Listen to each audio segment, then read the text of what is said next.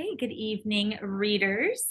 We have the second part of the chapter on Paracelsian magic, which starts on page 168 with the subsection of the plow we pull.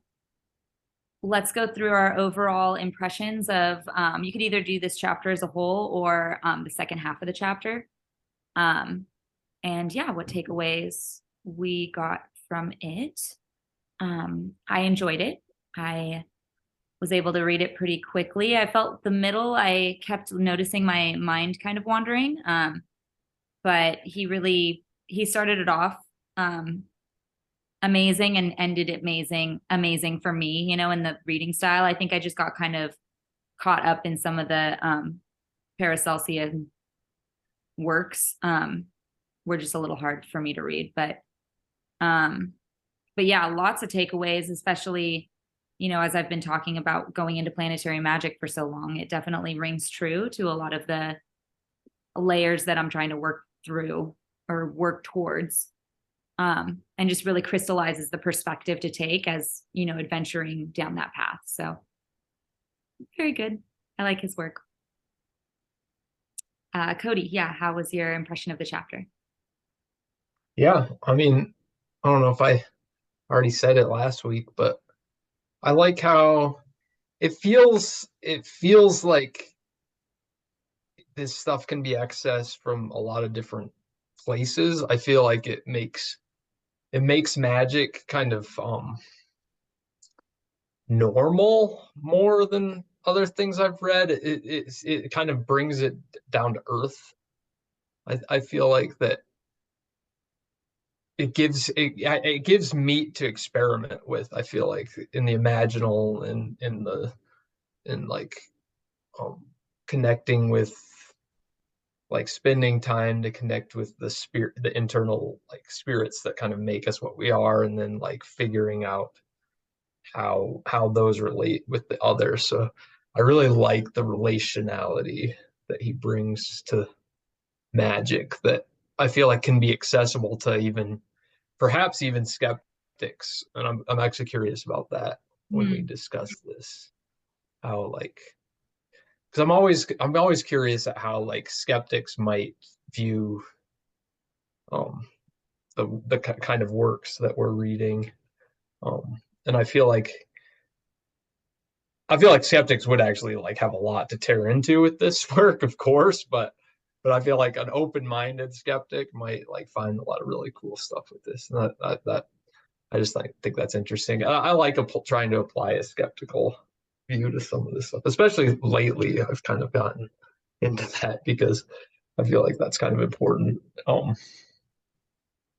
So like I guess like giving us like a context of what a spirit, like the possibilities of what spirits can be, and they're not necessarily what I feel like has been portrayed by the kind of scientific rationalist establishment. So I feel like it can give light on spirit contact that's different than what most people might think of as that. So I think that's really cool. I think Frater Rocker is kind of trying to get there, but he may not quite be yet, and I might be making that leap. Get where? But Bridging the I'd like gap? get to that place where like he's it's like spirituality for non-spiritual people or something, like accessible to. And I mean, he's definitely like in the realm of woo, but I feel like he's kind of almost at bridging this gap. And because I feel like Paracelsus kind of represents almost that point of bridging that gap. But before, like, he's like the bridge between, like, his time was kind of happening in that bridge between like the medieval, like, super superstitious and like the coming into the enlightenment,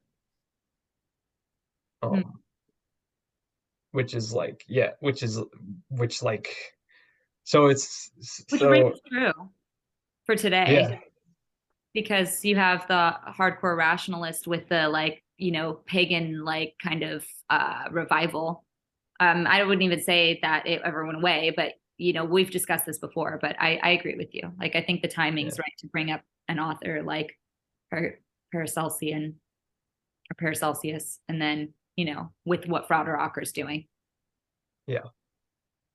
So yeah, I think that's a really interesting thing. I think we could talk about that more as well. Cool. George, how was your impression of the chapter? Well, I read the entire chapter today, so I didn't divvy up the reading. So, but this was so compelling and was so beautiful outside that I just sat outside for hours reading. So it was wonderful from that perspective. It got me outside, and it was beautiful outside today here. And but as I was reading through it, number one, I would have to say that this man knows how to use words. Um, and in that he comprehends language quite well. I guess this comes from the fact that he has to read through so many manuscripts and grimoires and whatnots in his research of becoming who he is as a magician today, that and the depth of knowledge that he brings to his explanations is actually quite excellent. And I admire him on that front. As I've mentioned before, I'm pretty good with words. So I have great appreciation for folks who are really expert in the use of words. And once again, it really quite impressed me that he is able to even describe many. I think he and I were on. We have instincts towards spirit in similar ways. And so many of his worldviews, actually, as he's expounding upon Paracelsus' worldview and his exposition upon that worldview, I find myself to really be admiring of his ability to even describe things that I have hard time putting words to. And that there is such alignment in worldview that, and in our experiences as well, approaching from obviously very different subjective directions, but ultimately we have very similar instincts around the work itself and what it means and its directionality that it takes. So for me, his ability to really describe that in a form that as I'm reading, I'm just, it's almost. It feels almost a little uncanny at times where he's just going through. I'm like, oh yeah, so going down this road, then this exposition must happen, and almost immediately he's talking about that thing, and this just continually happened throughout the entirety of this book, but especially in this chapter, in relation to the way that he's approaching describing spirit, describing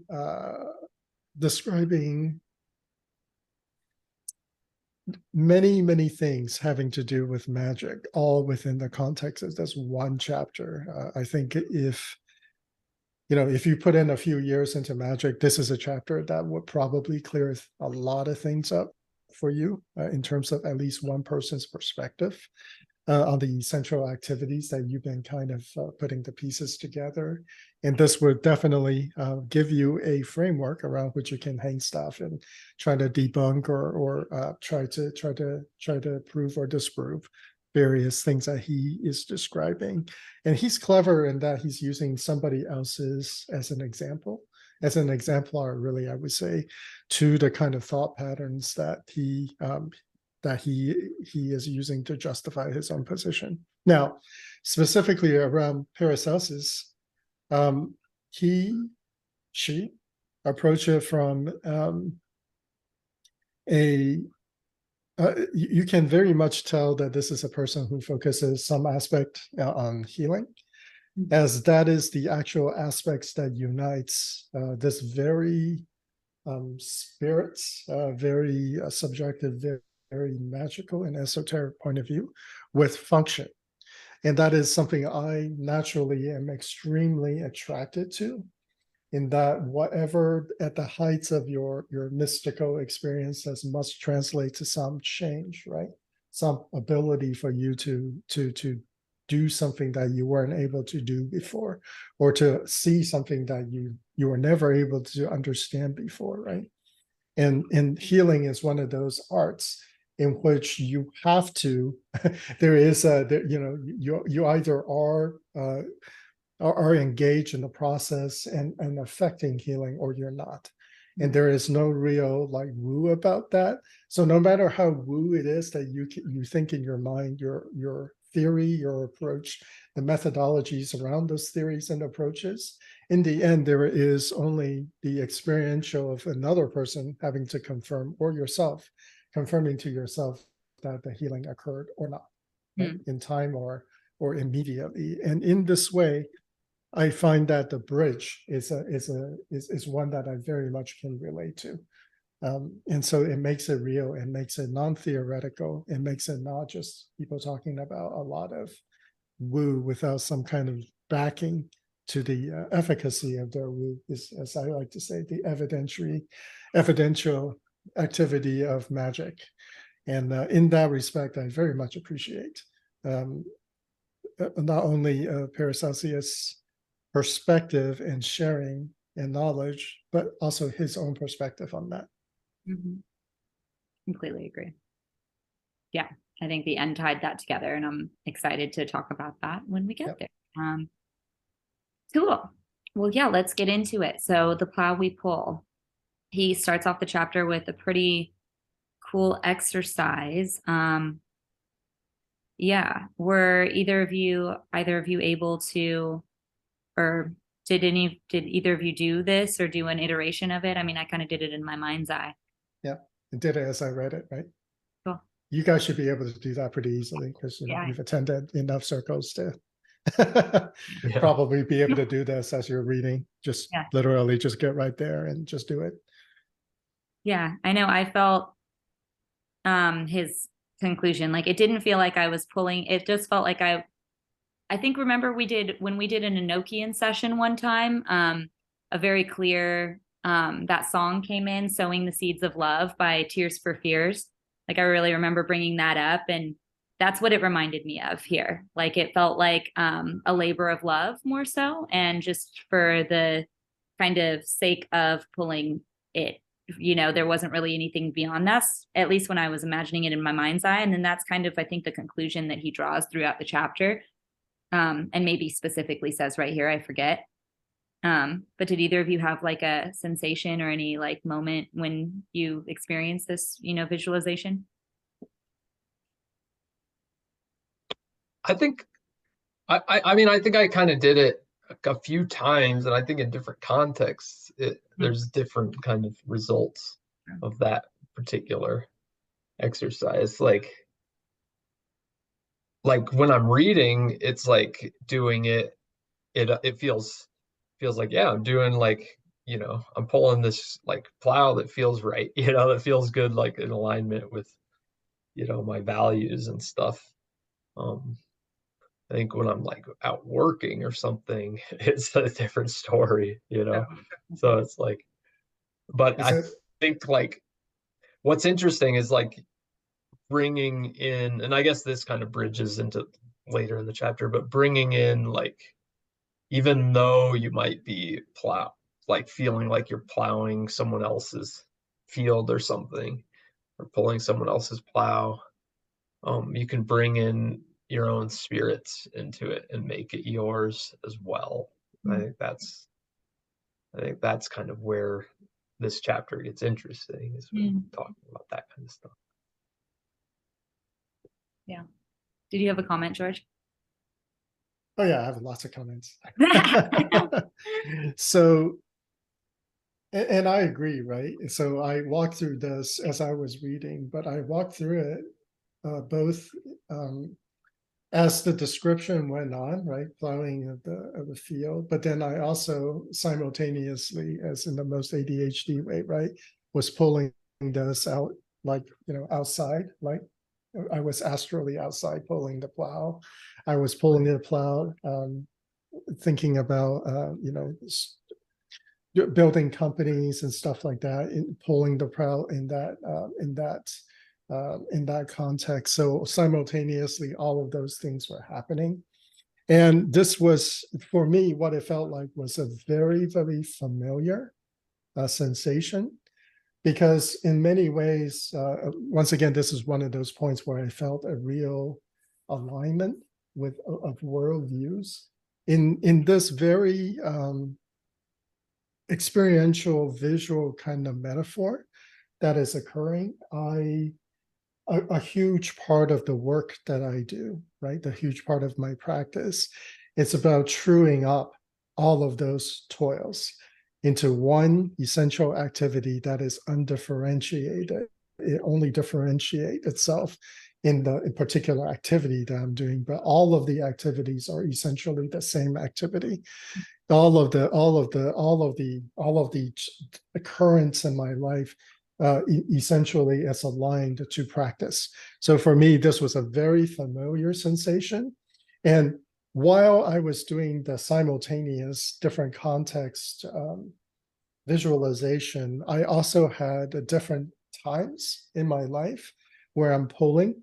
And definitely there is a very noticeable difference between a deterministic pull in my past, where my conditions, my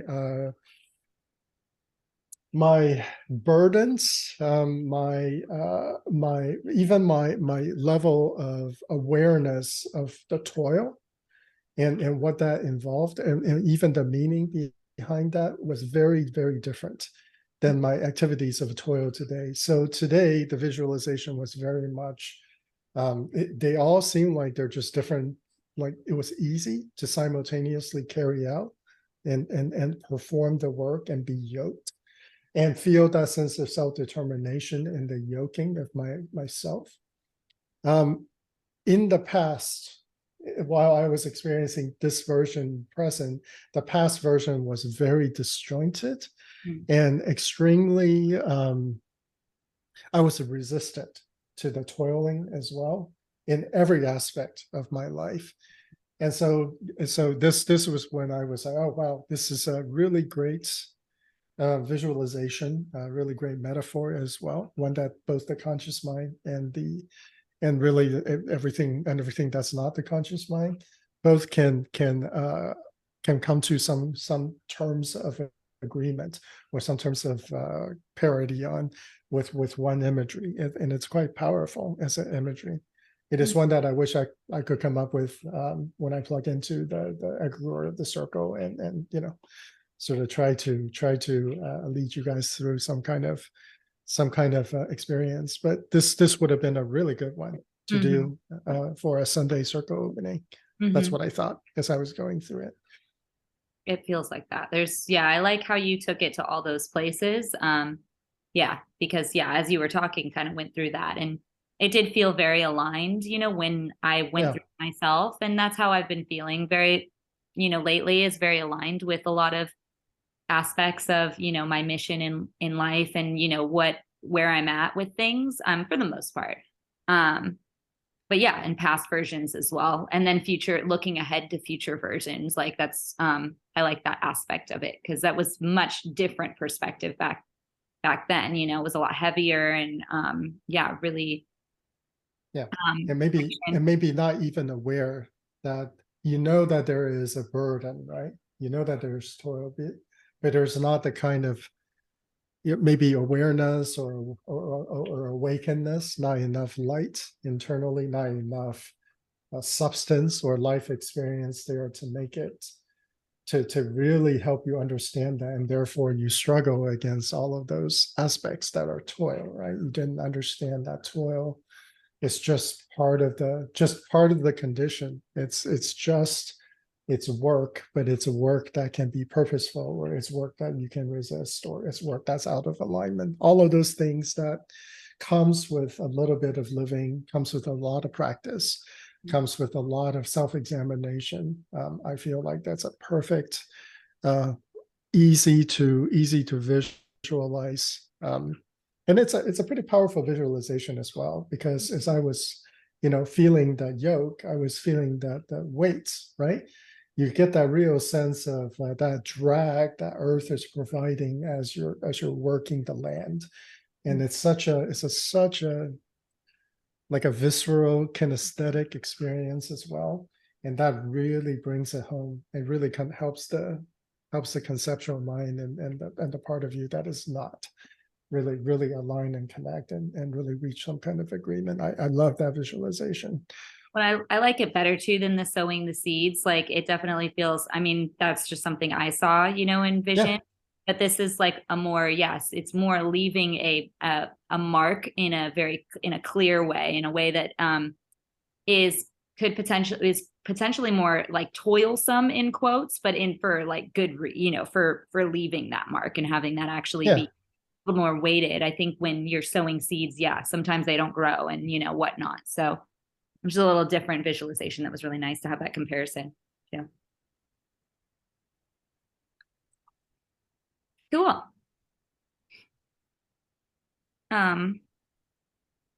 Yeah. I like what he says about like the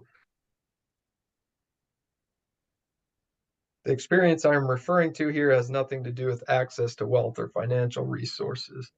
What am I relating to here, though, is the experience people are having with themselves when not involved in mundane work. I.e., I am pointing to the psychosocial drama and habitual dysfunctional games many of us choose to play with themselves and each other in the very moments when we are free from paid labor. Yeah. Yeah. Called out. Well, it's interesting that he says that because so much of paid labor, in my opinion, is an expression of the drama that is happening when we're not doing the paid labor. It's like we turn off that aspect of ourselves going into that pay, or some of us anyway, right? Turn that off because there is it's like a recognition of, oh yeah, now we need to go away because there's this expression of our internal mind and power games about gains and subsistence, all of these concepts that we are, we deal with as people who need to function in today's society, right?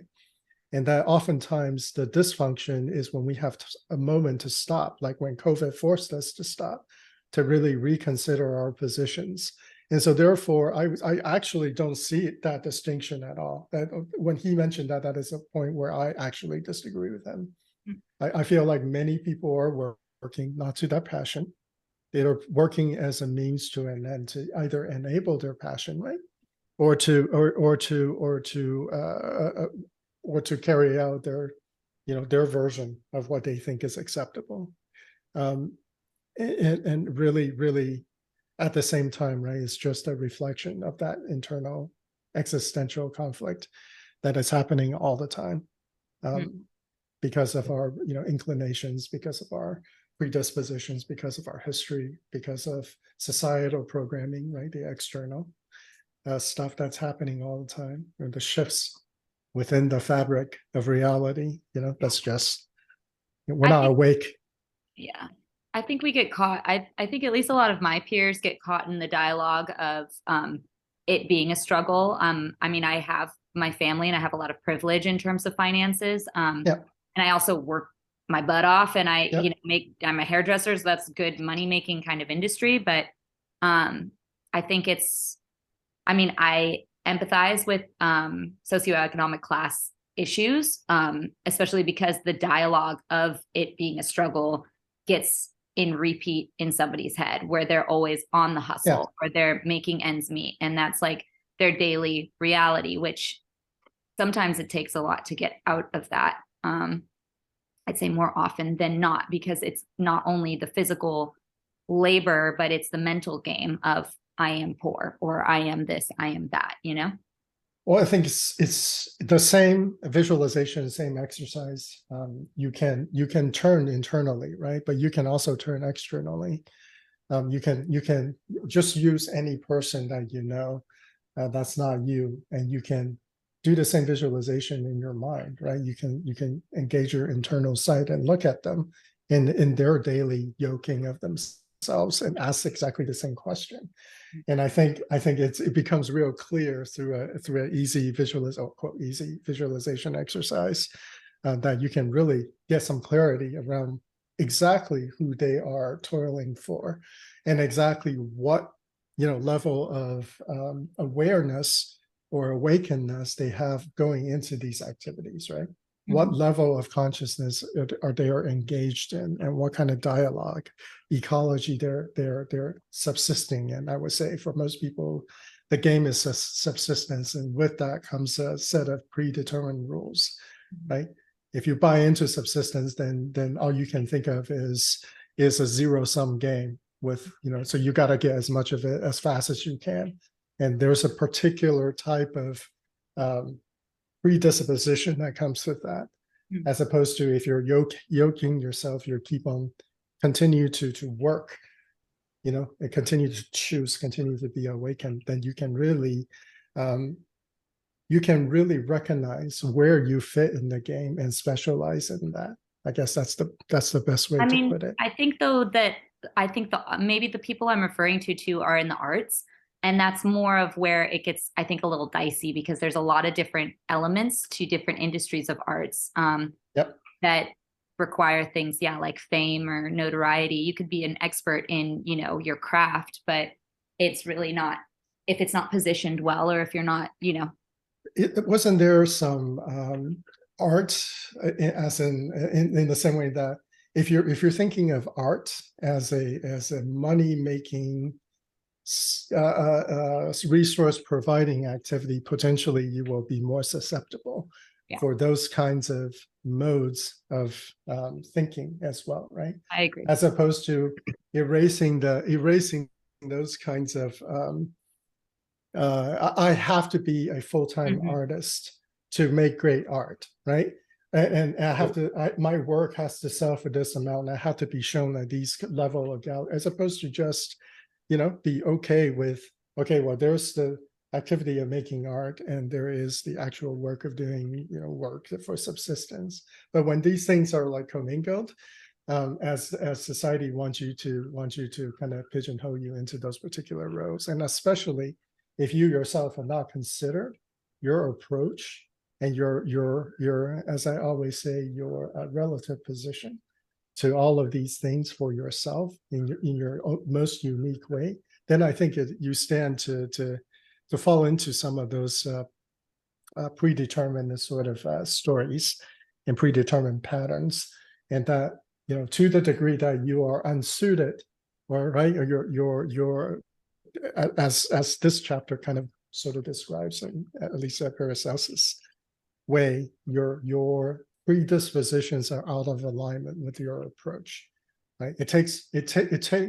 Modern society wants to turn you into a part with no consideration of your predisposition, because it believes that it can condition you to perform a role, when in fact it's the person, right?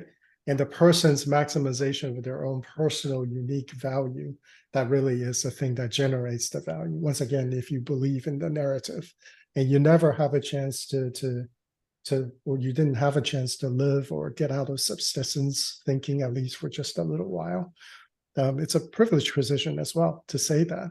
But then it's likely that your toil is not going to be pleasant. You're not going to be following your passions. You're not in a place that you can.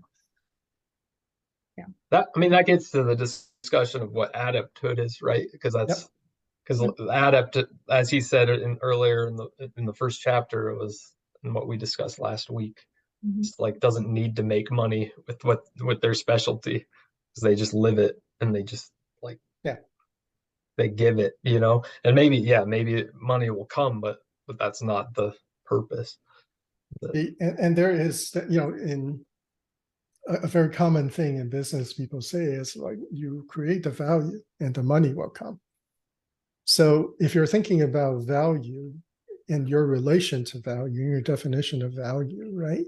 Is value a thing, right? Is value a service for you? Is value some part of you externalized? These questions are essential in sort of determining your sort of relation, right? Your relative position to the kind of stuff that society continues to tell you to do, versus you really take hold of that understanding and act out of this sort of internal compass of determination for yourself. Something that we are all like very much aware of when we do any kind of esoteric work, is to stop and to reconnect and to really start to bring that sense of control back into ourselves, and to bring that sense of value really back into ourselves, not something out there, what the outside Well, says.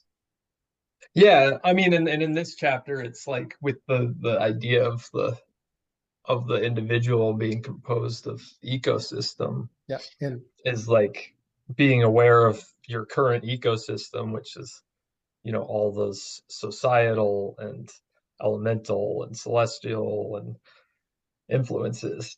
Um, and then being able to go, okay, these are the influences I have now, and then kind of like clear them and draw in what you want, like turn them into what, like alchemize them into what you'd prefer them to be. And it's an interesting thing because like I and I'm maybe I'm going off on a bit of a tangent, but like as you start like recognizing these influences, they start changing on their own in a sense too.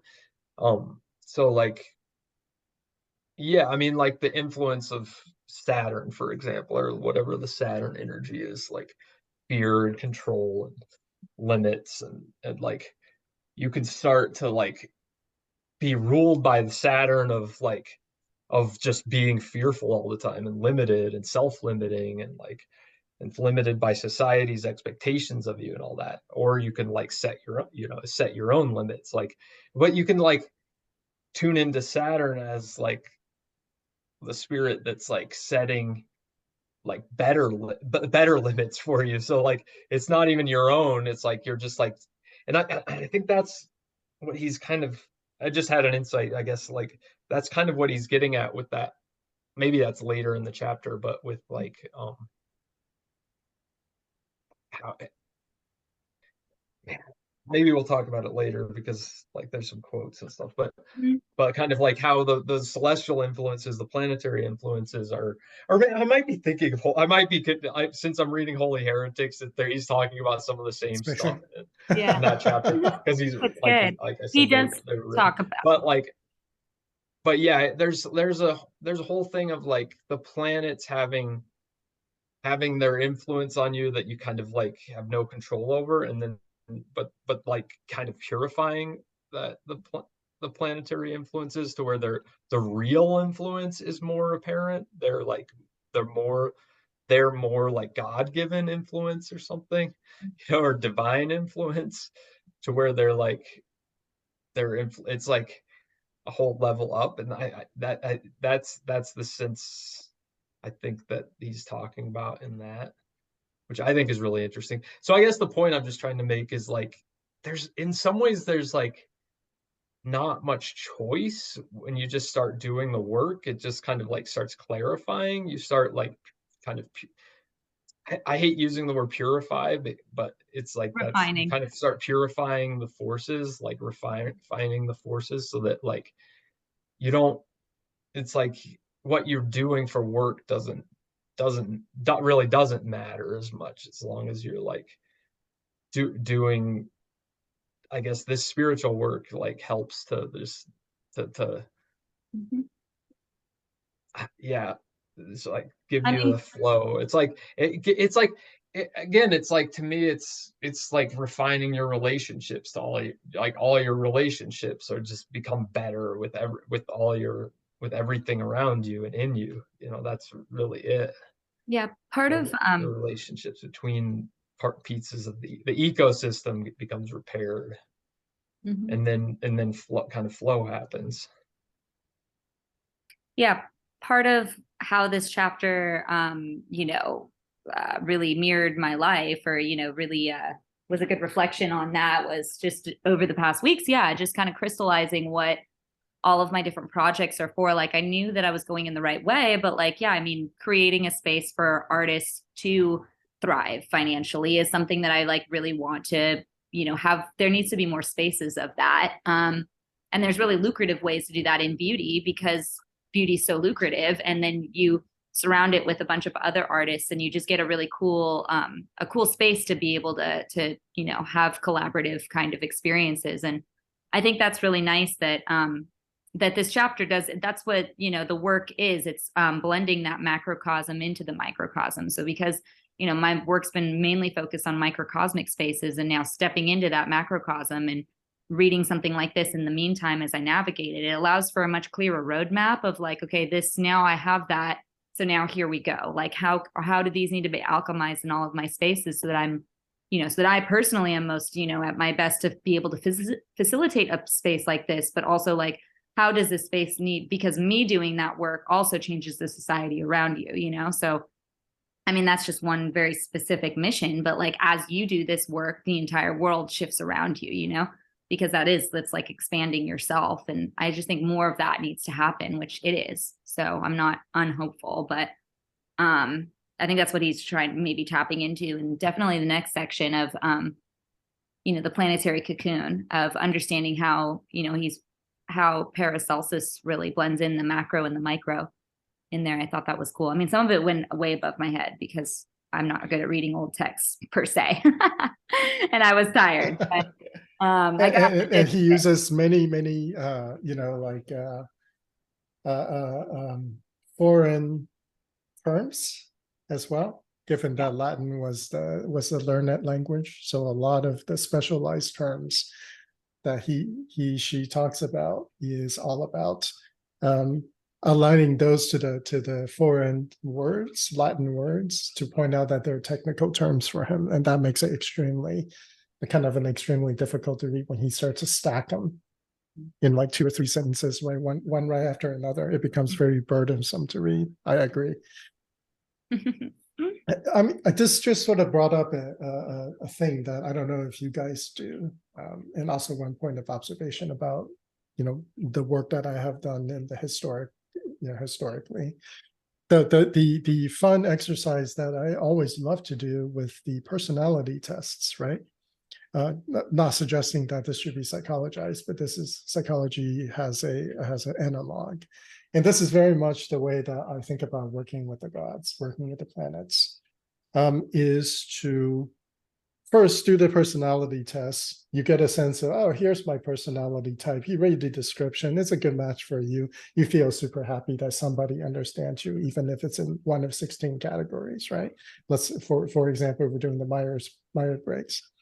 But then, right, the next level of engagement with something like a Myers-Briggs is the assumption based on the description and based on the characterization of each one of the 16 categories, and assuming that into yourself or invoking that into yourself and seeing that what you can learn from those perspectives, even if it's your natural alignment, which is your tested personality type, is not in alignment with that one, and start to assume it. And then you do this for each and every one of the 16 personality type, including your own, to learn about your shadows, right? To get you a holistic elemental balancing, or personality balancing really is the best way to put it, right? Alchemical work that you can turn even a personality test into alchemical working. And for me, that has always been a really fun thing to do, to get the completion of the cycle of the 16 personality type as an alchemical working for yourself. And in the very same analogy kind of way to what he's talking about, working with the planets, working with the 12 astrological houses, same exact thing. It's just conducted in a way that's has a different focus, not so much personality, which is both conscious and subconscious, right? But beyond that, into the deeper influences, the greater macro patterns that are inherent in every relationship, in every cycle, in every development within a person. You can do the same thing. And for me, very much so, reading this, I was like, yep, I've done a version of that for sure. The observation I had about my own historical path is, as I think I mentioned even in book club before, primary task for me when I set out to do this work was the discovery of the aspects of myself that I did not know. And so therefore, much of the work I did in the sort of the beginning towards the intermediate sort of stages of development had to do with encountering otherness, but it's not otherness out there somewhere. It's like otherness within myself, right? What I encountered was entirely alien to the kernel of me that I self-identify with. And through that was a really valuable experience in encountering otherness. And when he is talking about that ecology, I very much relate to that, because the very foundation of the work that I did was all about the ecology. Oftentimes I say I have to come to quorum, and that's exactly the kind of current that even instinctually at the beginning I was very much on, because I understood that with otherness you have to find commonality. You have to come to agreement in some way, shape, or fashion, even as for entirely different reasons, to make any kind of organismal movement, right? That's not entirely just a blending efforts that's causing no movement whatsoever. You have to somehow cajole or align and really work on those relationships and work on negotiations with those others, to make some kind of progress. And that's when those ideas about your personal will, or that part of you that can override the default settings, really came to the fore for me, and became a central part of what I examined for a long time, right? Because I didn't even know there were separate parts, number one. But once the separate otherness started to surface, and I find them almost as difficult to relate to as I would consider like an alien abduction experience, right? Entirely like this, what is this that I'm finding down here? But eventually that led to that third perspective of, oh wow, so I'm not this, right? This also came out of me, so some aspect of this is also maybe me. And all of a sudden there's this third perspective, right? So so this is the personal will. Can I state the objective of a negotiation, for example, and to see if I can make any progress between all these like potentially like orthogonal entities, sometimes even they're not totally not aware of one another. Can I get them all to align to some purpose that whatever this observational standpoint is trying to do, get them to align? And in that, right, is that discussion that is in the same parallel as when he's describing not only your inclinations, not only those tendencies that you're born with, not only your karmic influences, your ancestry, all of those things that you bring to your personal experience. There is also that will that can override all of these things, right? All of these presets. Knowing you have that choice is an extremely powerful realization that you can organize a practice around. And so once again, as I was reading through this chapter, it really, this external internal ecology just made a great deal of sense to me based on my personal history, and my personal history of work relating to especially in the context of esoterics and magic. It's very much in alignment with that kind of that stream of work that is being described. So I felt a real kinship to what is being described by Paracelsus, and then subsequently what Frater Acker sort of reacted to as to his own experiences, shared as well his own experiences. I don't know if you guys have similar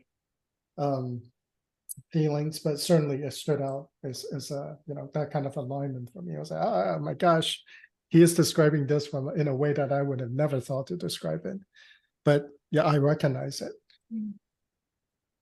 I mean, my experience has been more, with psychedelics, like just kind of, destroying destroying old versions of myself, or violently seeing what, surface from those experiences. And I mean, yeah, I've been met with so many of those things that I do feel like very unfazed when something kind of pops up. I'm still working on how to alchemize, but most of the parts of me kind of already feel in agreement for the most part, most of the time. So that's nice. There's not too many things that go in contrary to what I have aligned for myself per se. There's a little bit to work on, but yeah, and then I forgot your second part of your question, but yes. So in parts, yes. This work is that. Like inherently, I think magic is about that. But I like the way that you did it. Yeah, it's very authentic and root level. I think that's just where you have to find it out for yourself as you do elemental workings yourself, on what that means, or do whatever workings, like magical workings, in a solo practitioner way. That's what you're discovering. Because I mean, what you described did sound very Kabbalistic though as well, with the 3 perspectives and mirroring each other, as well as the onlooker of that. I mean, there's iteration. That's what the tree is. It's just iterations of that over and over. So, I mean, yeah, I think that's a path working. Yeah, I mean, yeah, it's all just all the relationships. Again, it's like I think it's as simple as that. Just like coming to relationship with all the forms that are internal and external, internally and it's tough because it's like it's hard to like gauge what is internal and external, and that's like part of the work as well, is like figuring that out.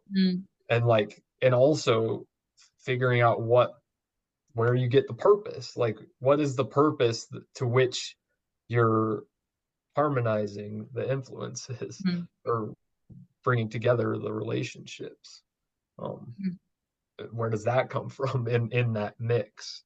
Well, yeah, that's interesting. Like where does what will is it that creates that harmony? Like, and a lot of this work, I know it's like really, really coming into your heart flame. That's like what, again, it's like centering yourself in Tiferet, right? And that's what I was going to say. Would Frater even think that, like, what would Frater say about that, according to this chapter? I mean, the impression that I got would be to have the experience in and of itself, right? To experience the other, or as a part, and understand where that other resides in you, and just sit with it, and understand it. And yeah, I mean, alchemize if, it's not, but that's just interesting when it comes to, like, he doesn't mention, I don't know, like, will isn't his forefront here, which I like. No, and I really appreciate that about this, and I think that may be what I really like in this chapter, is that I struggle with the will when I like come up with, like, try to think of what is it that I whatever that is doing, and why, instead of just like learning to tune into, like, at least like focusing on something that anchors me, and then like tuning into the various influences, and then just like finding how they harmonize. Like there is some kind of witness that can witness this, like, which is really which has always been fascinating to me, like something that can kind of, maybe it witnesses and guides. Maybe there's a witness and guide, and maybe there is that.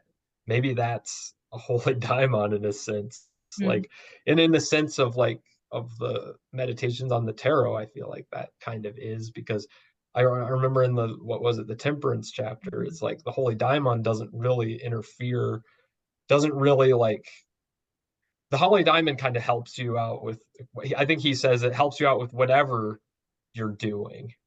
Whether if you're stealing, the holy daimon will just like be there with you stealing, like, or, so it's like, so maybe there's something to that. But and of course in this chapter, maybe it was the previous, he's like, if you're, again, it's like if you're a thief, that you're summoning thief spirit, you have a thief spirit with you, or whatever. Paracelsus says that, I think. But I kind of disagree. I think the will is talked about. No, not with you. Yeah. I kind of disagree with the statement that there's not a lot of discussion of will in this chapter. I think this entire chapter is about will. Okay. It's about a Okay. version of, it's about a particular worldview that can potentially shift your default definition of will. Because if you really think about it, right, when you're talking about the choice of, you can choose to align yourself to any sidereal forces, right? This choice, there is something inherent to this choice. Beneath that choice is a will, right? It's a directionality. Now, if you think about will, traditionally speaking, here in the Western, like modern day, we think of the will as a something tied to the ego, right? Or we assigned it to the ego. It is literally the ego having a alignment with the ego itself. And to the degree that the ego is aligned is the power of the will. So you can almost think of the will as a measurement, a quantification of alignment, of whatever you assign the will central character as. Now, if you are thinking about alignment in its relation to the will in this way, then if you then become aware that there's an ecology that potentially the ego, right, which we place first in our society, in what it is, what's in it for me, right? Me being the ego, not being the wider aspect of me. But if you recognize the ecology, then you have a choice in terms of will, because the chooser is choosing the environment, the actors within the ecology, the inclusion of certain things and the exclusion of others. And if you consider that will is an alignment of purpose between these varying parties, and the strength of will is the degree to which they all align, right? They all snap together for some common purpose for some sliced time, right? Then the will is something that is actually not that abstract. It becomes an inherent property of a collection of within the ecosystem. And if you have choice to the collection of what goes into your ecosystem, right, that in and itself is a kind of expression of will. And it's not will itself as it's understood, because there's aspects of will, right? But there is at the very least this understood quality of movement in some kind of predefined direction or determined direction or desired direction. And in that will is simply it's a measurement of the alignment of all Like the a different force. parties. Yeah, and So it can like change, right? the example would be maybe like an example, kind of an abstract example would be like if you're like heavily ruled by Venus and the Yeah. moon, you're like, and like the Venus and the moon have been like, you're into fantasy and like carrying out your desires through fantasy, and like you're gonna manifest that. That's like your will be like all about finding ways of like channeling your imagination and your fantasy into your desires and whatnot. So like that will be where the things you create, you might be a great artist or something from that or something, but And the strength of will then becomes something that it's not only it has that directionality, but it also has that quality in which it can at some point, if you think of it like a vector, right? It has not only that directionality, it also has a quantity, right? That's how much of that you have at any slice time, any time that you determine, hey, how much will is here, right? It gives it that elastic quality, not this like this 100% or I don't have enough will sort of. It becomes something that kind of that can grow and that can become elastic in and of itself, depending on the alignment, the current conditions, and it becomes much more of something that is you can affect at many more levels. There are many more knobs and dials in that. It's like turning loudness or sliding over one side of the turntable to the other. Now you get like all the knobs around the trebles and the basses, because now you have more knobs to tune, and the knobs represent different entities within the ecosystem. But then there is that thing that allows it to adapt, right? To kind of has that alive quality to it. right? There's an adjustment quality to it. And I think the more you sit with trying to define the will, the more you understand that will certainly does not resemble that thing that you started the journey with. And that there's that struggle with that sense of like, wow, I really don't understand the world, right? And for me, that certainly has been true. It's to figure out, actually, it's not about having enough will, it's about understanding clearly enough to align the internal forces so that there is no conflict, and therefore there is an abundance of will. There is a more than abundance of will. So you don't change the will, you change the conditions in which the will is maximized. So it's a different approach. It's an approach that works really well for me. So I don't know if you guys have experienced that. And it is a very ecological approach. I mean, you can just taking it externally into like being a gardener, you know, like you're working with these plants that have their own otherness, you know, but you know that like they need water and sunlight to survive, you know, they're like you try to like figure out relationally like what they all need to survive and thrive, whether they're need to be in more shade or whatnot or more nutrients, and then you just you do things to help them, and then they feed you, and it's like goes into this whole ecology, you Yeah. know. And then you also provide food for bees, which you might have beehives or something, or somebody else does, and you're feeding that. So like so there's a bigger will happening there beyond just that individual as well, that's like Yeah. that's been influenced by all these parts. And the beautiful part about that worldview is if you truly assume it, then the expression, then the manifestation, if you put it into today's, you know, like the secret sort of language, right? The manifestation is actually a partnership. It is the united will of all parties involved trying to accomplish this one thing to the degree that they all want to participate in making this thing happen. And so the will becomes not entirely your own in that most meditation on the tarot kind of way when you connect to the vertical. Because now, right, you essentially have erased the boundaries. You've transcended yourself. You're now in a partnership and creating a result, and therefore the will is not entirely your own. And if you continue to carry this out to its logical conclusion, then you, right, are in constant partnership all the time to execute the will. So really it becomes alignment to your environment, to your context, right? While still maintaining that sort of self-determination, but it is entirely surrendered to the greater forces, the greater work that is occurring all around you. And in this way, it all meshes into a sort of a coherent worldview all the way up and all the way down and all the way across as well, right? And all the way to the left and the right. In the seven axes that you work with during, you know, the most fundamental magical training, everything starts to align. There's no longer that kind of divide, right? It's one of the things that I have realized is magic is all about erasing the distance between the will and the manifestation. And in that way, right, when you're aligning on all those axes, then manifestation is a must. It's law.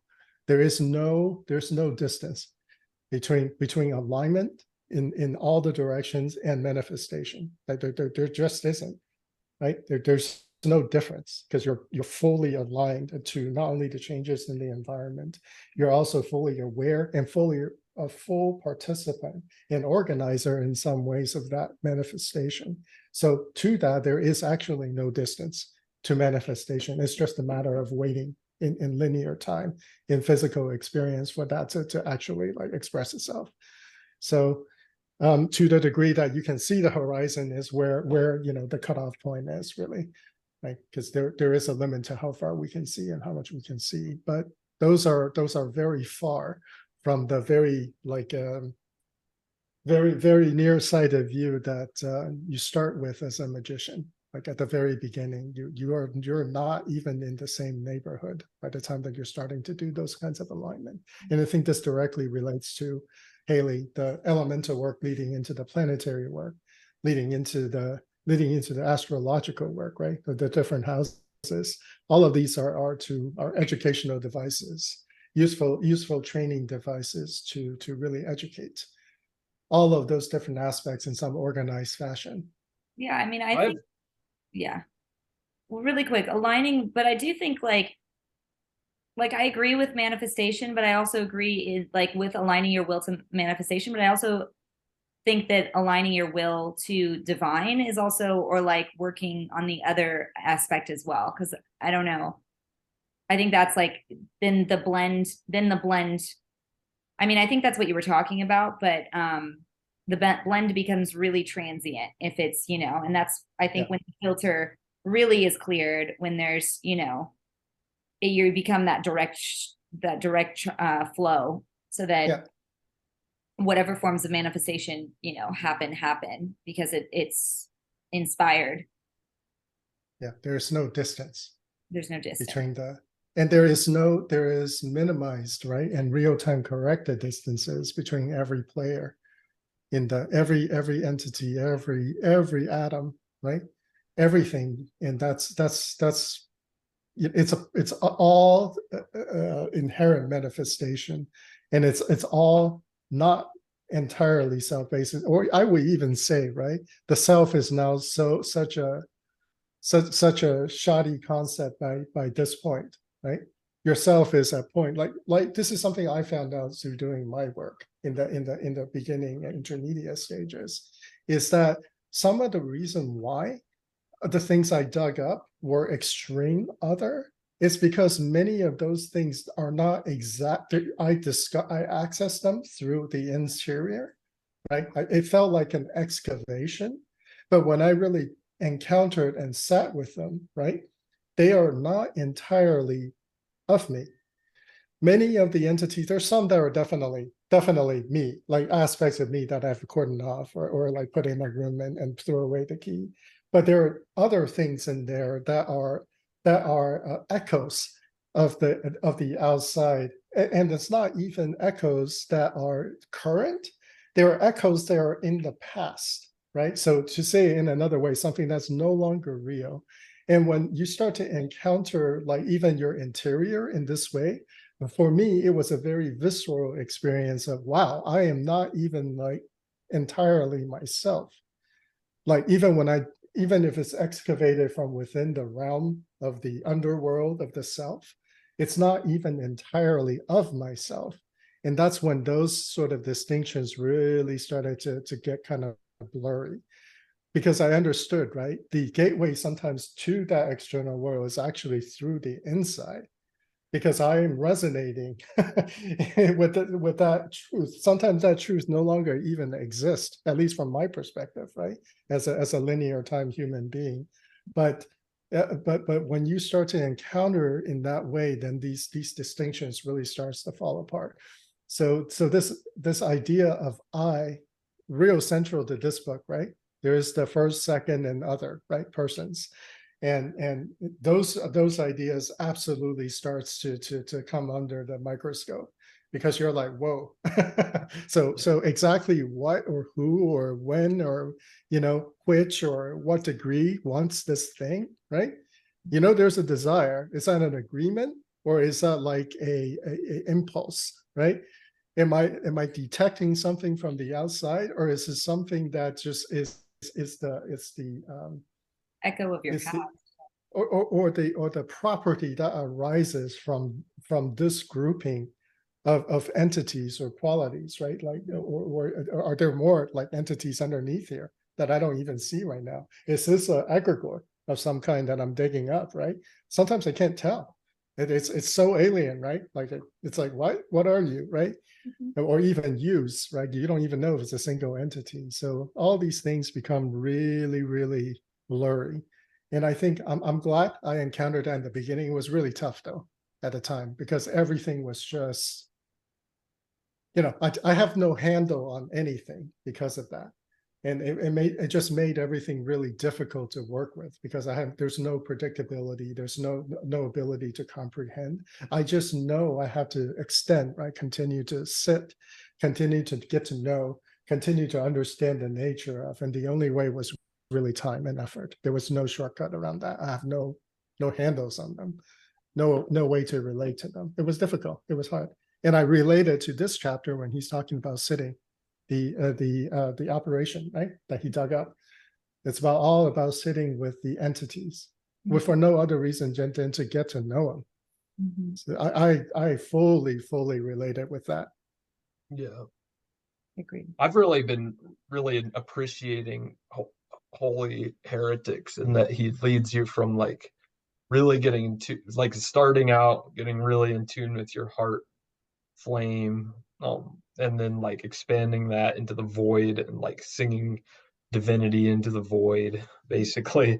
So like connecting with divinity first and foremost, Yeah. which is actually, like, I find pretty easy. Like, and maybe that's just because of the work I've done, but that's like, and that's a really good foundation to have. Then from then, and then like the last chapter that I'm on now is like he's about to describe this really complex ritual of like drawing down the seven planetary, the Olympic spirits, basically planetary spirits, and then from them learning about your holy daimon. But yeah, it's pretty intense. But like the foundational work is the divinity stuff, which has been really helpful to me in like in having, like, holding center for myself to like be able to then examine, like holding that heart flame and then having my sphere of void, and then seeing what spirits, what thoughts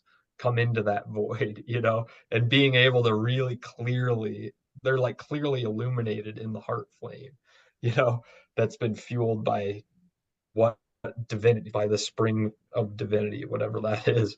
But I mean, that's just some really basic, like, I don't know, like, I mean, it's obviously not basic, but it's like, really basic. well, yeah, but it's like, I haven't, it's like I'm just only just now like touching on these things in this way, but like seeing, yeah, like coming into contact with the parts through that centering, I think is really cool, because otherwise you could like be really ungrounded when you're like doing spirit work, like, so I really appreciate that. But yeah, I mean, it's like with this worldview, where nobody is just a central I, and like having that viewpoint causes a lot of suffering, and it's really hard because that can never really be anchored. You're Yeah. trying to desperately to hold on to this, like, and in so trying desperately to hold on to this like coherence of self, you're grasping to all kinds of spirits that will feed that, and that's like, and that can create a lot of disharmony and unhealth, so I think that's really interesting. I think most people I know anyway, who are not doing the work, they are, from a lack of connection, they decide to instinctually root into the ego. This construct that has, and they will elaborate to no end on this construct, because that makes it more real, that makes it have more gravity, right? So that when things are going out of control, there is at least that they can go back to the roots, right? They're rooted in the ego. And that provides them a sense of stability. Unfortunately, right? That construct is not, it's a fixed thing that is always being added to and embellished, but it might not actually resemble anything like what's actually going on. And I think that's where a lot of, certainly from my perspective, certainly even now, that's where a lot of people are really, really suffering. It's that dissonance between what they're rooted to, that thing that they just can no longer even get away from, because to pull your anchor from the ego, right? is to basically suffer a kind of death, especially if you invested decades in building that sort of crystallization, that thing that you can root into. And it really fucks a lot of shit up. Now, I understand that inherently because I was such a person, because I didn't have God, right? I don't believe in the divine, right? It's just this and nothing. And so based on that, really, I had to work myself out of that void. So I started in the void. So there, for me, I didn't have to reach for a void. There's just void, right? There is this thing, and then there is void. And if I let go of this thing, I get lost in the void, right? And then I think death would have been preferential to that, because at least in death, I don't have to feel or know any of this is happening. I don't need to feel the fear or the out of controlness. But eventually, right? Yeah, I Yeah. always said like I was more of a nihilist, and my thing was like, I know that nothing matters, but I feel bad for everybody who thinks it matters. So some things matter, just not for yourself, It's right? not for myself, but Yeah, I was just not yourself. I totally can relate to that. so horrible, it was so self-deprecating. Like that was like a kid, you Yeah. know, Yeah, 8 years of my life, like geez. But yeah, I got but when you finally figure it out, right? Hey, maybe I am projecting out, right? Everything that is unacceptable for me in my worldview, then that provides that sort of chink in the armor, right? You're like, wait. So how come I feel this deeply for all these others, but for Mhm. myself, I have no, like, Yeah, well, what's up in there? That's when that, that's what dialogue I for, had to get back to. yeah, that compassion for yourself is the starting point for compassion for other people, or else it's just illusory. It's just a concept, just like any other concept. Compassion is just a concept. You might feel something, you might feel all these emotions for But other you can't people. effectively share it, and that's where I Yeah, was running into things is I would help people, but it's like there was no ground, there was no yeah, footing in it, because it's like I didn't help myself at all. yeah, exactly. There's no stability from which you can affect that change permanently, right? So from what I've seen from people who does not have this inner stability, is that they have to put it out to somebody else, either somebody who's their teacher to provide a ground so that they can affect change for somebody else. But the problem with that is they can never feel that the change within themselves as a part of doing the work. So they're never being healed, even though that they're a catalyst for healing. So that's a terrible. That's like it's like everybody else except you gets the healing, even though you're the one like facilitating the healing, right? Because you've basically through responsibility assignment in the only way that you know how to create stability and then subsequently to create change in a world which you are only transient. You don't really belong to that world. You just show up there only for that time period. But you yourself can never be a part of that process. You're just facilitating that process. Mm. It's a horrible place to be for a healer. But No, so I many healers understand that. operate out of I that place. understand that well. Yeah, so many healers operate out of that place because it is the only way that they have enough.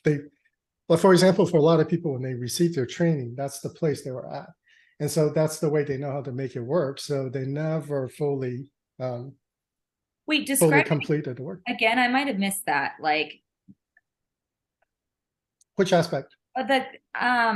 what place are they?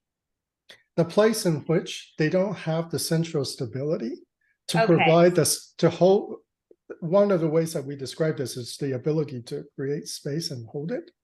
To hold this, to hold and create a space, you require a certain level of stability within yourself. So that has to be rooted to something, right? Because you're creating this space out of nothingness, or you're creating this space against an inward pressure that is trying to collapse this space. So that inner stability and healing has to come from somewhere. Okay. And if it's not rooted within you, you Yeah. can fake it or to alternate, not really even fake it. You can assign that to like you can externalize that because you're not the point of stability, but you can identify the points of stability, assign it to that, and say that is the thing that is actually creating the space of healing. So you as the healer then is only performing a almost a secondary role of running through a set of procedures to enable healing space to be created entirely outside of you. And And so that is a way that I see many healers operate. And ultimately, right? And it's a lot of people will get healed, and yeah, sure, because some of these things do work. But ultimately it's not beneficial or ultimately even contributed to the growth of the healer. When I've And seen that's where a lot of people go wrong. yeah, that's interesting. When I've seen that, it's like, what are you tapping into? Is always Yeah. my question. And, a lot of times there's not clear enough answers to really have Yeah. it be trusted sources. Yeah. I mean, at least from what I've seen, periphery, I haven't been a part of. Well, no, I have. But yeah, that's interesting. That's really, I'm going to notice that now. That's great. Yeah. Cody, I In know my own you're. experience, it's like I have so much I have so much experience with this, like as an acupuncturist. It's like, and as someone who's like been really skeptical of the medicine and my training and myself and being able to do the training and my ability to make money, like when I'm with a client, like want feeling the need to like make a change in order so that they like come back so that I can make money, like it's like all convoluted in that, and it totally ungrounds me. And I still like have I mean I feel like this is like fundamentally why I'm not making it as an acupuncturist, actually, because it's like I just feel so ungrounded by all these things. But which is like which is kind of sad. But I'm finding like with these other practices some more different kind of direction, which is good. But Yeah. with the spiritual practice, and I But think like incorporating some of my acupuncture training in it is good. So yeah, like the ability to hold space is truly like it's kind of a special skill, and it's yeah, not it's easy. dynamic. Yeah. Yeah. And when you and this is also a point in which I had to work myself at least one step further. It's at first I borrowed, right? I borrowed the partnership. I implored. I borrowed. I cajoled. I I sought the help of the earth in grounding, right, to provide that stability, because the earth is something that I can, stomp my feet on. And then as the partnership expanded beyond, much more beyond, it started with the earth, but that stability was there and it was going through me. And going through that, and also some of it is other practices, totally like not related to the healing practices that I have learned, really does also expand, just like your instincts are telling you, and that you're incorporating now into that. Is that sometimes the solution, because of the way that you've acquired that the solution will come from elsewhere. So when it's fully bolstered, you don't even care like how you acquired and what your feelings around that is, because the stability is already there. So that's sometimes a really good way of approaching stabilizing something by literally working all around it, like just elsewhere, because that stability can arise in different ways as well. And that when the stability is there, then it's just, you can't remove it from yourself. It's like, oh, okay, so that stability is there, so now I just need to take this and put it over here, right? And then all of a sudden you're fully grounded. So different ways of getting to that Cool. stability. I think your instincts are right on with that.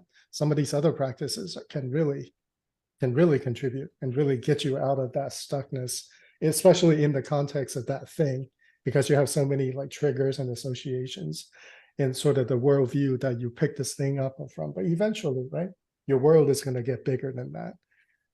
Mhm. And actually a lot of what like I've been pulling in is like not aligning with being a healer in the sense that I've thought Yeah. of myself or wanting to be also, Mhm. which is because I'm really disillusioned with the whole healing world. The way it's framed, the way healing is framed by most people, the way people understand it, way people expect to be healed is like I think it's like pretty fucked in a lot of ways. So like it's like really so I don't know. I'm just I'm dealing with like I don't want to make this like a processing thing, but like, yeah, that's kind of what it's come to with doing some of this work, is like aligning to something else, which I'm not sure what exactly what it is yet, but Yeah. um, That's perfectly, and it might perfectly. be healing, but it's like it's coming at Yeah. it from a different Yeah. place. I suspect there's something beyond that one modality for you. That's just seems to be your direction anyway. Yeah. So like a more even a greater, potentially an entirely unique system to Cody is how I'm Yeah. seeing it. Cool. Anyway, Haley, sorry about that, but that's it's an That was so great.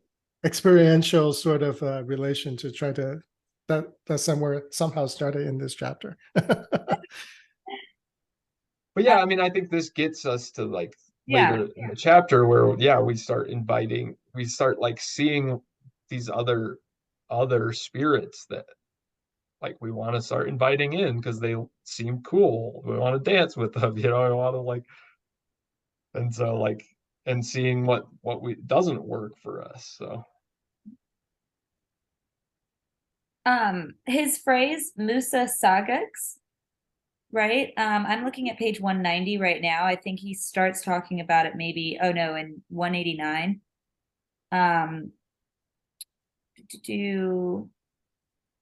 Yeah, so the Latin word sagus stems from Indo-European. So to seek, track, trail, and then someone of something of keen perception. I really like that he, Paracelsus, really takes it there. I don't know. I just thought the root words were cool. What did you think about that? What did you think about this entire idea of healing as a clear seeing, so to speak, perceiving of something in the spirit, which is the way that she talks about it extensively, right? That the disease is in the medicine, and the medicine is in the disease, and that to see it, you must remove yourself from the physical, right? The physical aspects to see the spiritual element of the healing that is unseen by the physical eye, and that when you see in this way, you can actually clearly then distinguish between the ailment, right? The influences that has led to the disorder, so to speak, and also in it, inherent in that, its counterpart, the thing that gets you to healing, the medicine itself. What did you guys think about that?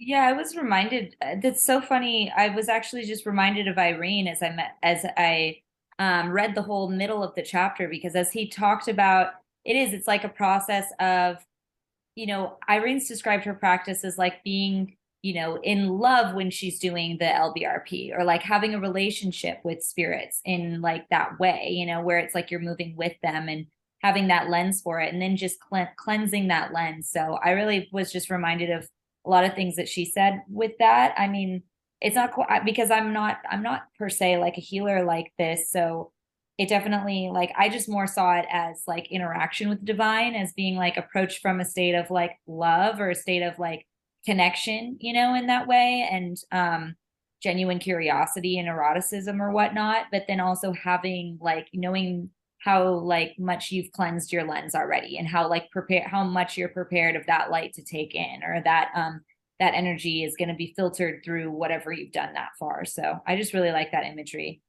when it comes to this. I mean, that's kind of all a lot of this went a little over my head, I think, maybe, and maybe I just kind of not giving myself enough credit, but yeah, I'd love to hear your perspective. You're not. Okay. You're not giving yourself enough credit. Cody, yeah, I mean, this is I think it's like pretty fundamentally similar to how I was taught Chinese medicine. Is like seeing the deeper cause of the disease that's not physical, like seeing into the energy or the spirit of the disease, and then treating from there. And so I actually struggle with this a bit, and I struggle with skepticism about this on because on the one hand, I find if it's true, it's very difficult. It's like it is the work of a lifetime, and it is the work of like, oh, it is the great work, I think, in some sense, to be able to penetrate the mysteries like this.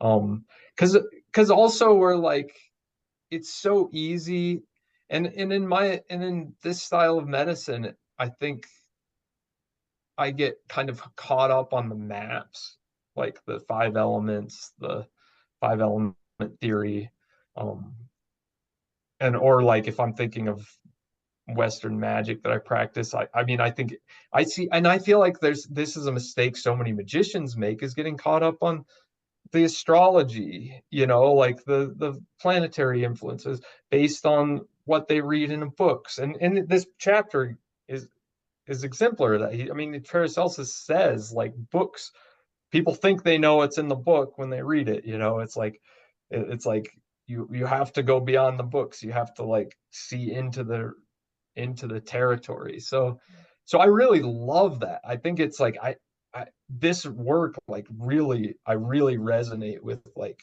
learning from nature, learning from the light of nature, and like actually eschewing books quite a bit more than I have, or like eschewing the maps a bit. Because I feel like in the style of Chinese medicine, I the map territory correlation is like really difficult to actually navigate. And this is something that I feel like a lot of my classmates had too.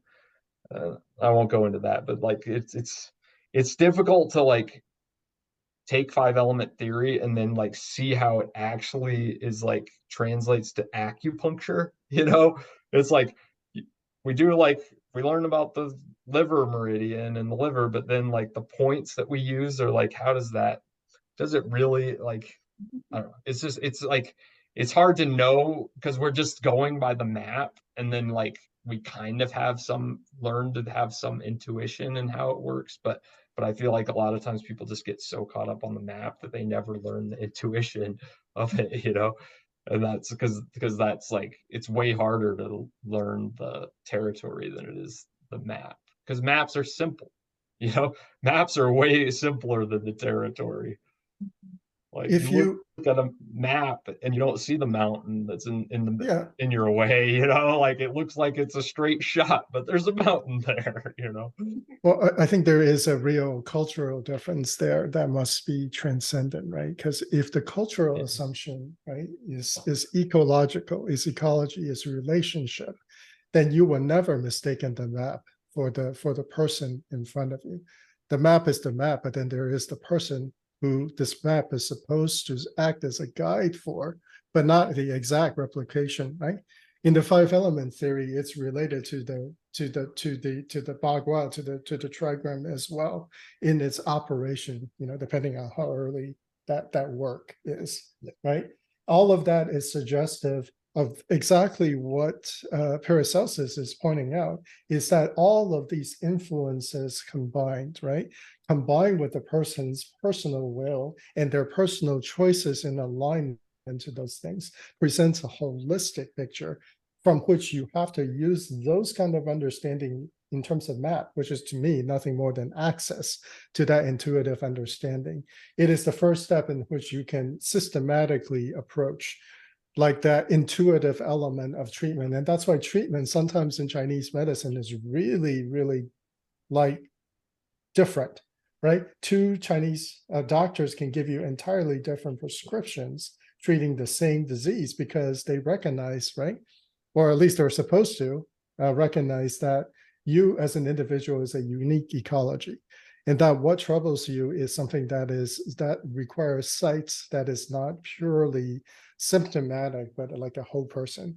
And it also has that esoteric element as well, and that does require that kind of special skill, and that's why there's so few, right, extremely skilled doctor of any kind, is because many people will never transcend beyond the treating the person as a machine, which we all know is that's ludicrous, right? That's entirely, that's crazy. If you're only treating the machinery, yeah, that's a little bit closer to the truth, but that machinery is connected to other stuff as well. So that certainly I can understand your and frustration, Cody. and it's like I'm running up against like I think I do have a pretty good grasp on it, but it's like I run it up against the societal, like again, like the expectations of the Yeah. patient to be Yeah. healed by one treatment, or to like come in for just like an hour and just Yeah. You have me do this healing magically on put me. needles in and just do it. Yeah. And like it reminds me, this is like a great example, like in did you ever watch the show Northern Exposure? Great Long show, time one of the ago. best shows ever. Yeah. But there's like, it's about this doctor from like from New York who's like living in this Alaskan town. He's like stuck there for various reasons, and he doesn't want to be there, and he's like always running up against like their cultural stuff. But there's this like shaman, like not shaman, but like indigenous doctor, indigenous medicine man who lives in this town, and there's this one episode where the indigenous guy, like it shows his way of treating someone or his way of diagnostic. He spends like a whole, like I don't remember if it's like a whole day with the person or like a week, like basically like with the person, living with them to see every aspect of their life, you know. And I just think that's really like that would be awesome. Like that would be awesome to like really penetrate to like what are the how is this person relating to everything in their life, Yeah. or as much as you can clean in. Mm. But like it takes a really skilled practitioner to do that in an hour or 2 hours, you know, Yeah. to like get, and we're trained to like do a lot, but it's still like it feels really constrained to me. Yeah. That's what's, but that's, again, I don't want to make it about myself, but I'm just really like not triggered, but like, yeah, my own experience is very much at the fore with this chapter. But Yeah. but yeah, I mean it's the work. That's the work, and it's great to practice when I can, but I mean, That's hair's like that a little bit with just every head of hair is different. So, yeah. I mean, you just have to learn, and there's so much to learn. And I mean, I was given a really good foundation, but even with that, I mean, it's like you just still get so nervous every time somebody comes in because I'm meeting new people every day. And I mean, it's good that I was put in a position where I'm forced to be busy, which is exactly what I wanted, and they're just walk-ins. So I never know what I'm getting. So it's always like, oh man, I'm not going to eat today just to make sure nothing goes awry. And so far there hasn't been anything, but really major. And I don't think there will be just because my training was kind of like that. But I mean, I haven't nailed it sometimes, but I learned each time. Yeah. And with craft that's like that, I think healing yeah. is in other areas. Like the healing that I can get from people is people feeling good about themselves, which is really nice, and that's like a very good thing to and the conversations that can be had, Yeah. which are great. But yeah. That is healing, maybe we don't call it that, but I mean, it totally serves that function for people, right? They're looking forward to that interaction. Maybe they don't get Venus, to, healing your Venus. yeah, totally. I mean, maybe they don't get that at all in their daily life. They're really looking forward to the haircut, right? Anyway, this whole approach that's documented in this chapter really, even with what Frater Acker says towards the end, really, I mean, in the end, essentially there's a paragraph where he wrapped it up, and I was just like, this is, so you have entirely like in your practice gone full on like Taoist, right? Like it's like yeah, this is a totally Taoist thing to say about the resonance within the organs, and I mean it's in total alignment to the theory of Chinese medicine as well as Chinese esotericism. I mean, everything that he says in that one sentence is like, oh, okay, so you've gone sort of further back into like the magical, but the magical shamanism connection. You've really owned up and really gotten into this ecological and relationship concept. You're a holistic way of looking at things, and your realization is like you can take that and you can put it into like a Taoist text, and people will go, yeah, of course, yeah, because that's what you guys are all about, right? about all of those timed operations and alignments in alignment with the astrologies and the stars and the perfect time to do a particular like a magical operation. There's assigned hours in alignment with numerology and geomancy and all of that. And essentially, that is the kind of place I think that he has ended up Yeah. in his practice. Well, it's And interesting. As I progress, it's easier to tap into that because what you start to follow and what you start to see becomes like, I mean, just for me, maybe because a lot of my friends are into that stuff too. So it's kind of easy for me to like, okay, this is we're in Mercury in retrograde and Pluto is going to be in retrograde until October. There's just like all these things that you start to know that I'm like, oh man, this is. So it's kind of cool to see as you progress in paying attention to stuff like this, or you have to, as he had to in Embolic, I'm so appreciative that he's disclosing like how his practice went. And now I have a clearer idea of like where, like I always knew what, he was involved in the Embolic school or whatnot, but I like that he's starting to disclose like more about, that he's traveled and that he has like this kind of, because you could tell there's that backing, but it's like I like to know the story behind somebody too. Yeah, and he says the explicit values he derived from each one of those activities as well. That aspect I extremely appreciate it, right? As somebody who's currently training at IMOC, and understanding where he is with that, right? His evaluation of that after all these years, having stopped training there, but continue his magical education as an adept himself. And it's great to see, and it's wonderful, right? Because you can really get a sense of his development in comparison to your own and everybody else that we're in regular contact with. We all have our own thing going on. We are all searching. We all have our own ways of approaching it. But it's really great to have somebody who's also been doing it for extremely long that we also respect. In a real way to share some of that, right? Without in a book at that. Agreed. Again, I'm skeptical of like I'm skeptical of astrology, like because people do hang on this like Mercury's in retrograde, or like they hang on the right timing for everything that becomes, and a lot of that comes from like I feel like comes from like old learning, but it's like recapitulating like books, and he talks about this, like he talks about a lot in his other work and online and stuff, but like how like the grimoires, and in this book too, but how like the grimoires can be misleading and a lot of these things, like they don't know, they're just like making up names for shit and making up associations.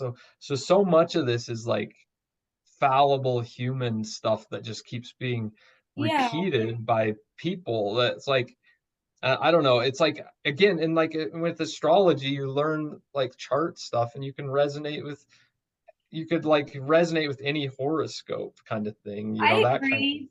I think once you practice, though, you stop being susceptible to some of these forces. Like the people that I'm seeing right now that are ranting on Facebook or doing stupid communication stuff. Yeah. It's like I could tell that you're not like, and that sounds really, really mean. I'm not trying, but like once you kind of know, and then you've done the work, so like you're not going to be. I think sometimes you're not really affected by. It's less of like it's not happening. Because there is it just means that Mercury looks like it's moving backwards, right? And like the gravitational pull is going to affect Earth differently as it moves through whatever the solar system, like just on a like gravitational level, it will, So what does that mean for our emotions or how we behave? I think that just depends person to person and how well, how well you know yourself and like how well you can navigate through these things. Like, I don't know. Yeah, and it has to do with the relationships between the spirits, the internal and again, it's internal and external spirits, like he's saying at any given time. So and that's where he gets into like sometimes these charts in Holy Heretics. He's like he goes into this ritual that was published that's attributed possibly to Paracelsus to draw down the 7 Olympic spirits. But it has, the ritual talks about like performing it at very specific astrological times, but then later I know he kind of does away with a lot of that when he reinterprets the ritual, Oh, because he's laid a kind of a different groundwork, and it's more of a groundwork of like learning from nature and like where you're being in the elements, like, and learning from the light of, again, it's learning from the light of nature, not from the books. And I don't know, that's just what resonates with me a lot these days, is like just direct contact, like unmediated, Cody's got because the book itself is a spirit that's been touched by other spirits, it's like, and that's cool. And you have to like, and again, you have to like read a book with that. Any book you read or any kind of information you get on astrology has to be seen in that way, as it's yeah, itself there's an its author. own influenced, has all its internal and external influences, so I mean, but Cody, I hear a lot of the same like meta criticism you have about many of these systems, yeah, right? Overall, systemically, you have problems with assigned systems because you have a preference for experiential personal relation, right? yeah, And working with that experiential relation. Even in this chapter, he talks about how the elements are not the earthly representation of the elements. I yeah, think that was almost one of the first things that he mentioned. And that yeah, learning to work with the elements is really not about the learning to work with physical fire or learning to control water, right? It's to learn the things that are represented and the relationships encapsulated, and working through a system to systematically be able to engage something and cross yourself from one level to the other. Same thing with like you say that I kind of have a problem with the maps, right? With these maps and these theory, and those are really the starting points for exploration. You have to yeah, learn a system. The system itself is nothing more than a series of guidelines, roadmaps, principles around which you can organize your own personal experience for exploration.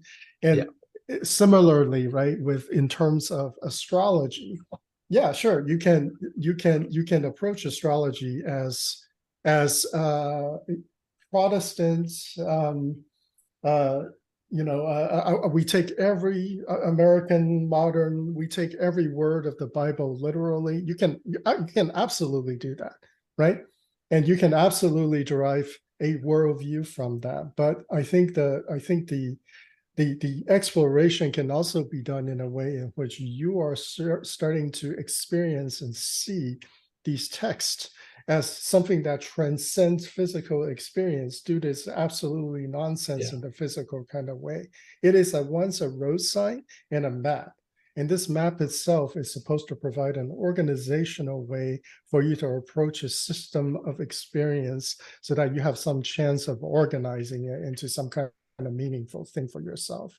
So I think astrology and all of these things that you're learning are essentially, you have to learn the language of a thing. So in that you learn it's retrograde now, don't do these following things, these prescriptions. Things that it's no different than if you were to receive this in culture, right? Don't eat pork on this yeah. day, right? Stop eating food on this Yeah, I was month, gonna right? say a lot of it is recapitulating Yeah. culture. Is how culture is recapitulated. But And yeah, it's how this no, and knowledge I is being transmitted as well. And yeah, no, in I that, get it, and like I'm saying, I'm skeptical of these things, but I'm using these yeah, systems too. exactly. I'm still like, Yeah, you heard my examples earlier of like Venus and the yeah, moon and for stuff. sure. Um, And it's like you're picking your battles a little bit as well, right? yeah, Like if you have more problems yeah, with it, you'll yeah, identify it, you'll call it out specifically. But even mhm, then, you recognize that within yourself that this is a way of accessing this info. And I think this is the part of the book I really in previous chapters really pointed out is yes, if you have experience, right, of course you can criticize it in that way. But if I don't even know the text of the Bible, maybe I should get to learn the text of the Bible first, yeah, right? Before I start to criticize like the visionary aspects of it when I don't even know the text. Right. So So it's kind of like there's a learning, like a progression that must be followed in some way. And it always starts with orthodoxy, because without orthodoxy, you can't solidify a system from which you can have some stability to explore in. And, this is the difference between, like, even in shamanism, there is a framework. There is a apprenticeship. Something gets transmitted from one shaman to another. And those are the kind of orthodoxy, right? A particular worldview, even if it's very loose, right? There is still that element in it. It's just that as time and culture have gone on and we acquire more knowledge, it really, we have expanded upon these systems of learning, and they seem, you can stop anywhere along the line in your learning and then criticize it based on that level, right? But in essence, it's supposed to be a long length exploration with a lot of personalization, with a lot of putting yourself in it, and coming to your own decisions about these things. And Haley, a little bit earlier, you mentioned that it seems like when people learn it, they seems to be less constrained by it. Yeah. Right? It's kind of like, hey, I know the rules of the game, and now I know how not to be affected by those rules, right? Because I know all of the rules. I know now subtleties to the rules. I know how to recombine different, like, alignments, different times of the day. Oh, with this kind of assumption, I don't even need to worry about the time of the day, right? Yeah. Because I have developed a personal sort of understanding that's beyond just the rote aspect of learning, that stage of learning. And so I feel like when somebody starts to transition into that, those are when things are really starting to download and to be embodied, and you stop worrying about all those things. And this is, the original criticism was, if you guys on the video didn't know or haven't watched it, is that there is this sense that he's trying to demystify a system of knowledge, especially if he is, by he, I mean, Fractal Acker, is pointing this and saying that this is a book for beginners, because it is absolutely not a book for beginners when you're starting to pull back the covers and start to criticize the systems around which you're building the kind of knowledge you need in order for this to make sense. And of course, at that time, it is the right time to criticize it, but certainly don't say that it's in the beginning, because there's no way somebody, unless you're the rarest of the rare person, right? Who just gets this. He mentioned, like, it was interesting to hear his story, because it sounds like he really got to a place where, in his 30s, he started travel, so I'm like, I do think it just depends on life experience as well. Like, I'm grateful to be reading this 3-4 years into my practice, in the relative beginning, where I can, like, have some framework before I start going into planetary stuff. And if he was in the Golden Dawn for 10 years and then, or, an embolic for a large portion of time, and then kind of came to these conclusions and is reporting back after, 30 years of experience, it's like, okay, that's good for a beginner. Yeah. I'm grateful I didn't read it in the very, very beginning, because it would have turned me off from a lot of structures, kind of, or maybe not. I don't know. Who knows? It probably would have gone right over my head, but I don't know. It's good. It's good now. Like, this is good, divine timing. It would have made no sense to me. Yeah, I mean, I just think aspects would have. I would have tried, and I would have thought that I knew it all. It's like the people that, Paracelsian, kind of said, like, oh, I know this, it was just like, oh yeah, duh, like, that's kind of the approach that I had in everything back then. So I wouldn't know a damn thing if I read this when I even as somebody who's like 6 months into, no freaking way no, would I comprehend anything he's talking about. I'd pretend to know. It would be a lot of, there's this X, there's this Y, there's this Z. I don't understand what's X, Y, or Z, or what to plug in there. But okay, I guess the structure kind of makes sense, right? Yeah. And so, and at the end of the book, I'm like, what was that all about, right? Yeah. I have no idea what he's talking about. Yeah, grateful. Yeah, continue to have that criticism. Less so now. I think he's gotten away from that. I think as he continued to write this book, it's becoming pretty apparent to me that this chapter especially, like, if you were just to read this, like, versus the previous few chapters, if you were to just read this as somebody who's new, no way. There's no way you even know what he's talking about. it would just be a lot of presentation of information. And at the end of it, you'll go, like this is just woo. This is just like you're just like quoting nonsense in an exposition. And like I don't believe in any of the stuff that you're even referring to, much less to follow your argument, right? It's like For even just for Yeah, you're- Paracelsus's life story, like I feel like some of that would be like, oh, he What? was, yada, yada.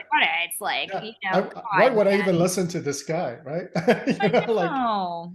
like yeah, he's archaic. He's misguided. He was Yeah. like just before the scientific revolution that disproved everything that he did.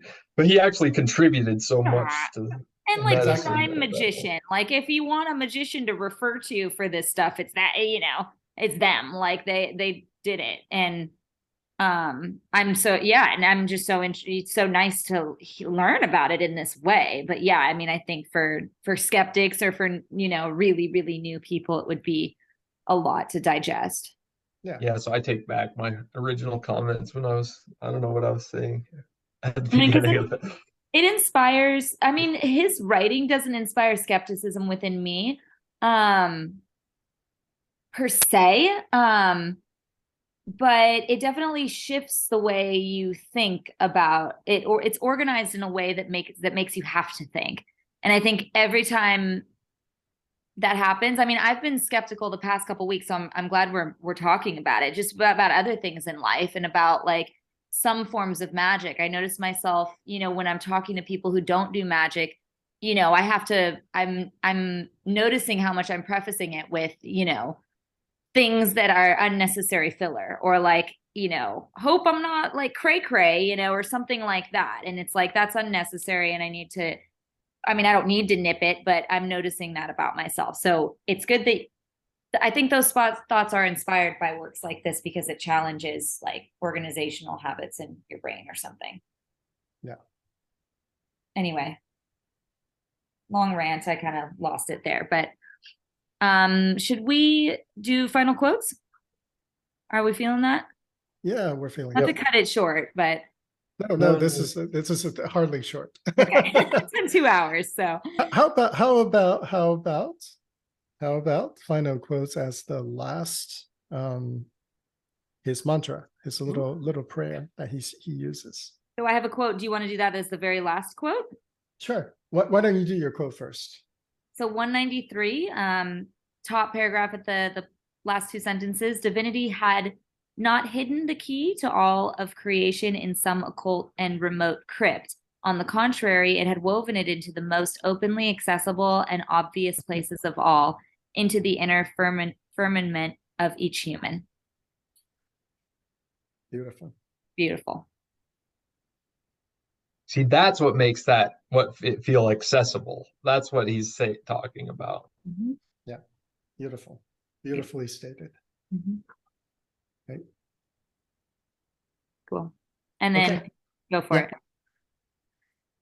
So let's go. This is his little prayer that he likes to use for himself, which is just another way of saying that you guys should probably use this prayer for yourself as well. Yeah. Doubt has ceased.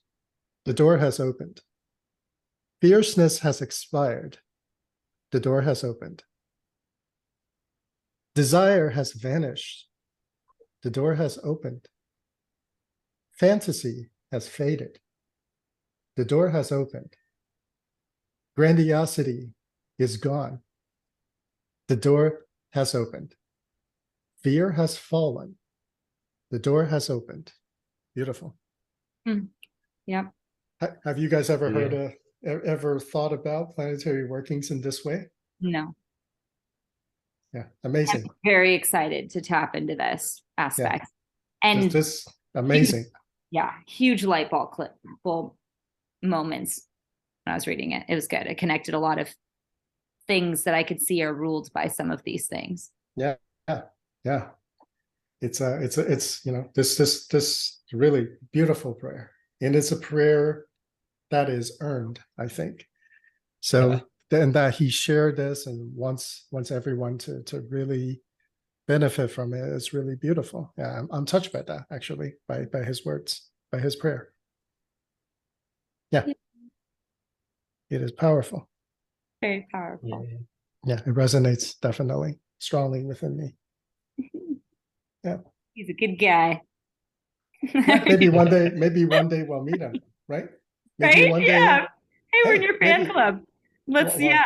let's not approach Yeah, him your like fan that, because I'm pretty sure he would not react well to that. Yeah. But yeah, I mean, you never know, the right? heck outta here. Maybe one day one day he'll sit in on one of these, and we'll just ask him questions, right? We'll just talk That'd to be him. awesome. Yeah. Geek out. So it looks like the next chapter is the last chapter. Am I Is that doing true? that right? I can't Wow. tell. Yeah, I think so. Yeah. I think so. Yeah. Becoming Ingenium. Yes. So, and then the appendixes start